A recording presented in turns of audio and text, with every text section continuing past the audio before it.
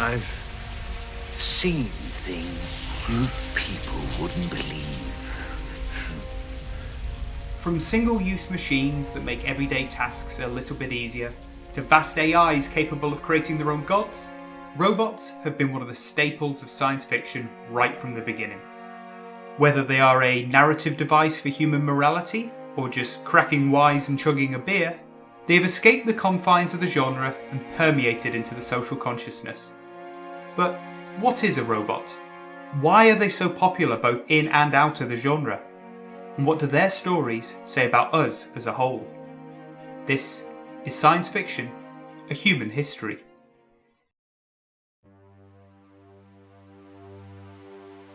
We think of robots as an example of a futuristic high-tech society, but depending on your definition, they've actually been around for thousands of years. In ancient Greece, the god Hephaestus is said to have had help from automatons made of bronze. Examples of mechanical figures have been discovered in China dating all the way back to the 3rd century. The first on-screen appearance of a robot was in 1919's The Master Mystery, where the automaton Q guards the caves of the villain's lair. Despite being largely forgotten, with just one look at Q we can immediately say what it is. And if you ask anyone to draw a robot, chances are they're going to draw something that looks a lot like Q. So we know that mechanical beings have existed for centuries, but the word robot doesn't actually appear until 1920. Karl Capek's play Rossum's Universal Robots is about a company that makes artificial beings to perform jobs all over the world. The story gives us the first use of the word robot, and the popularity of the play in the 20s helped to spread this new name around the globe.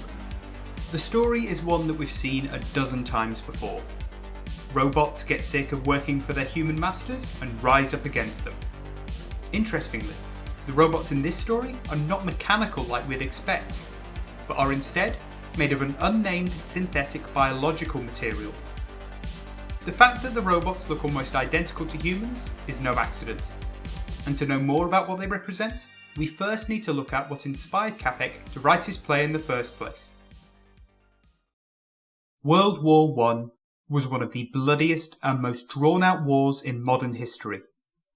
By the time it ended, 20 million people had lost their lives, and the landscape of warfare had been altered forever.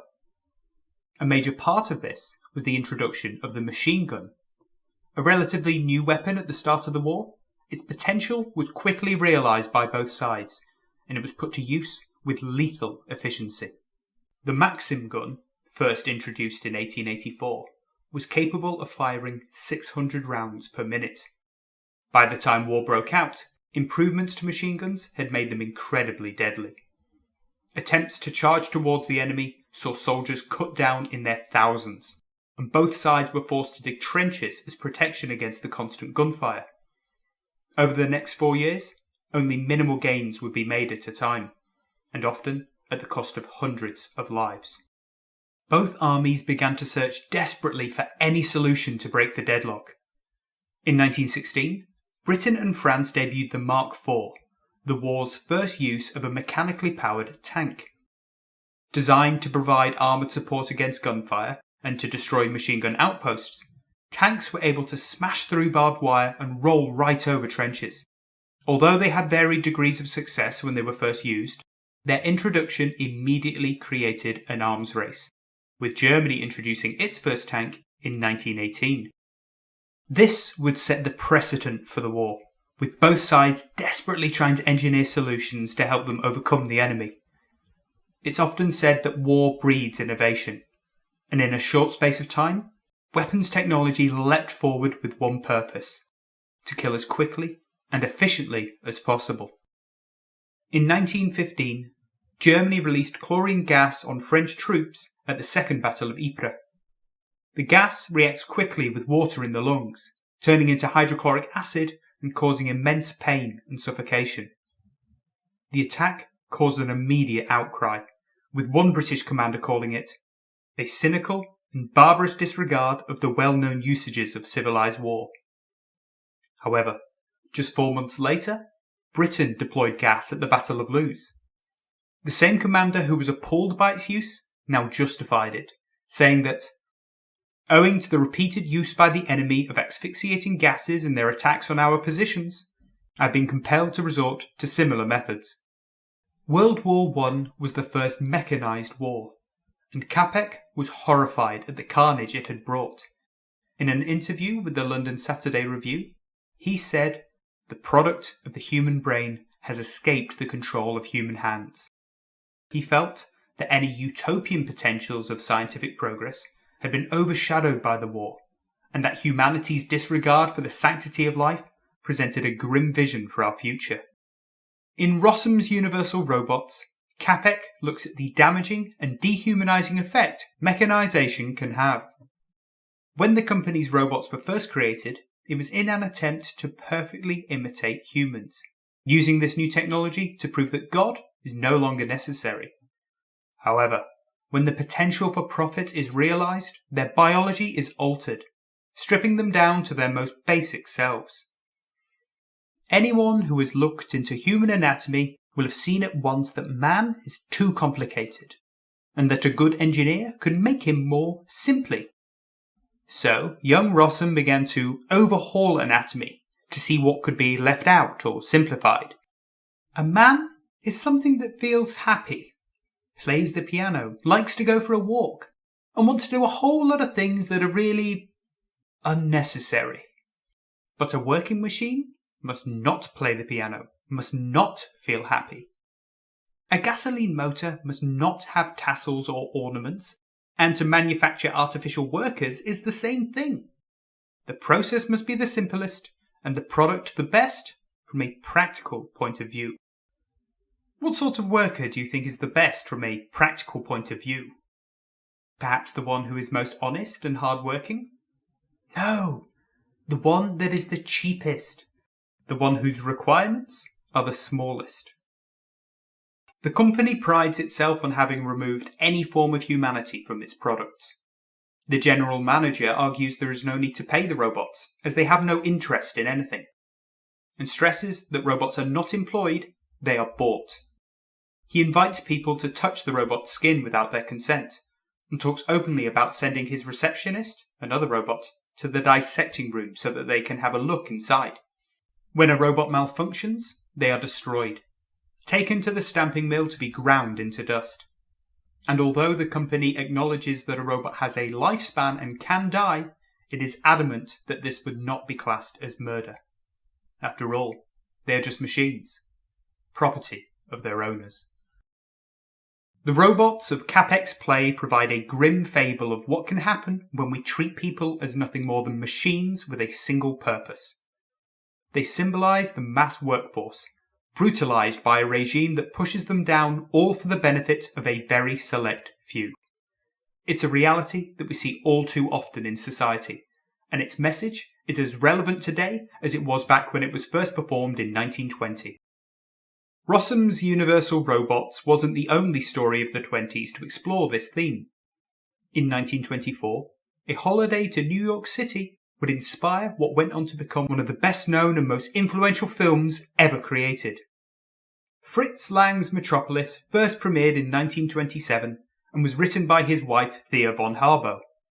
Based on the book of the same name, it tackles themes of conflict, inequality and injustice, all against the backdrop of some groundbreaking special effects.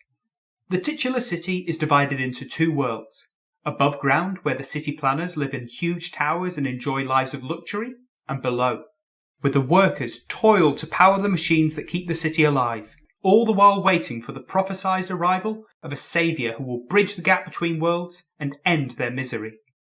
The film was made in Germany under the Weimar Republic, and explores a lot of the fears and issues plaguing the country at the time. When World War I ended in 1918, Europe had been left decimated. Germany was scapegoated as the main instigator of the war, and was forced to bear full responsibility for all the death and destruction it was said to have caused. The Treaty of Versailles, created by the Allies in 1919, was designed to strip Germany of all its power, and remove them as a potential future threat.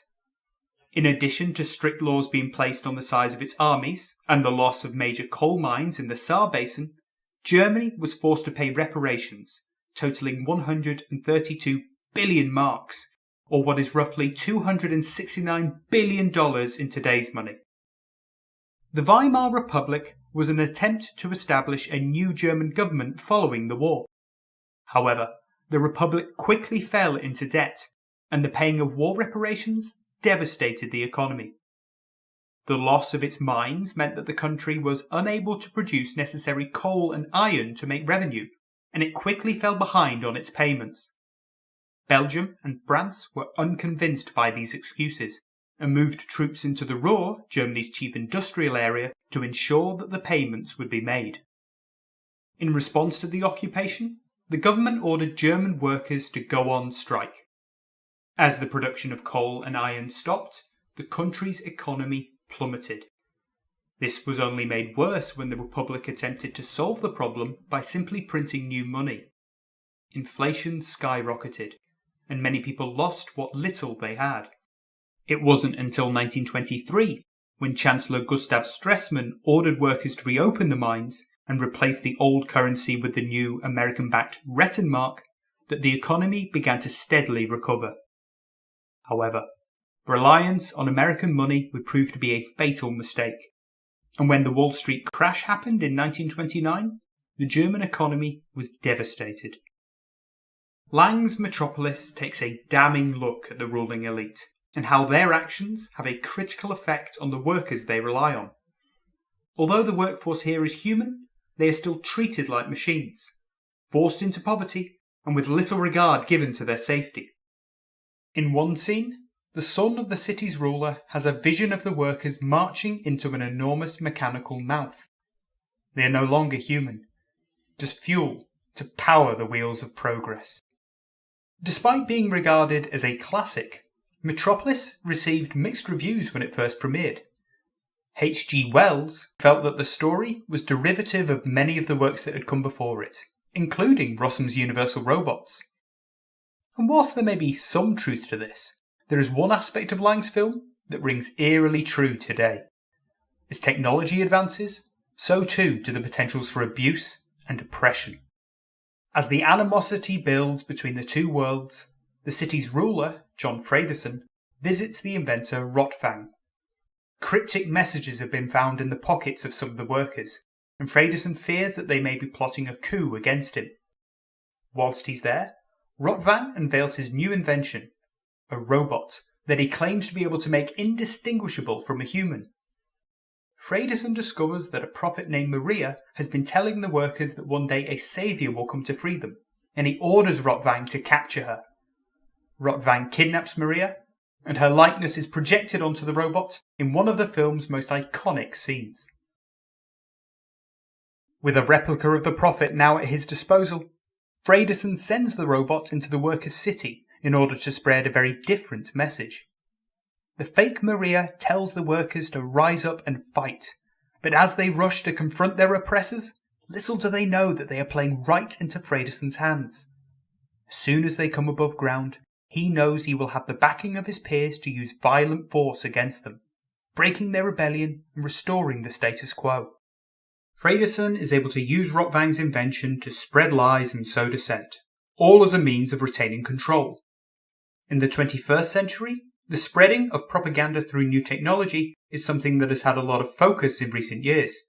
We live in a world where we've seen deepfake technology and social media being constantly used to propagate misinformation, sometimes with disastrous results. Technology by itself is neither good or bad, but fully at the mercy of the person using it. The robot in Metropolis could have done so much to help humanity, but instead it becomes just another tool for control, a mouthpiece for the ruling classes. Right from the beginning, we see robots presented in all different ways, from Q's mechanical clunkiness to the grace of Maria as she dances on stage. With so many variations, what is it that defines a robot? To answer that question, we should take a look at the origins of the word itself. When Capek first introduced us to the word robot, he derived the name from the Czech word robota, meaning forced labour. The Slavic linguistic root of the word rab has a more damning meaning, slave. In both science fiction and in the real world, Robots take on many different forms, but almost all of them are created with one purpose: to serve humans. We use them for labour, entertainment, even pleasure, all the while using a word that is derived from oppression and servitude. At what point do we need to take a step back and consider the consequences of what we are doing? What are the moral implications of creating a race designed only to serve? When Q first appeared on screens in 1919, it was referred to as an automaton, from the ancient Greek word meaning acting of one's own will. We don't use the word automaton anymore. We've stripped them of their will.